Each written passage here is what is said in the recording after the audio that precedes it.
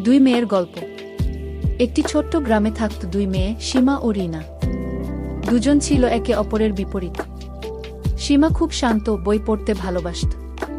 আর রিনা ছিল চঞ্চল, খেলাধুলা আর ঘোরাঘুরি ছিল তার প্রিয়।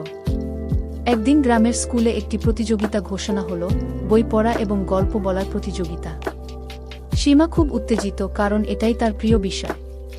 রিনা প্রথমে একটু দ্বিধায় পড়েছিল, কারণ বই পড়া তার খুব একটা পছন্দ ছিল না। কিন্তু সে সিদ্ধান্ত নিল সে চেষ্টাটুকু করবে। সীমা প্রচুর বই পড়ে প্রস্তুতি নিল। রিনা তার দিদার কাছ থেকে একটি গল্প শুনে সেটা মনে রেখে বারবার প্র্যাকটিস করতে লাগল।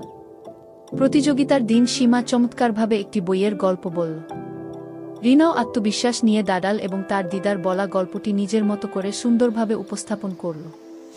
শেষে শিক্ষক বললেন, সীমা অসাধারণ পড়েছে আর রিনা দারুণভাবে গল্প বলেছে। দুইজনকেই বিজয়ী ঘোষণা করা হলো। দুই মেয়ে বুঝে গেল, পথ আলাদা হলেও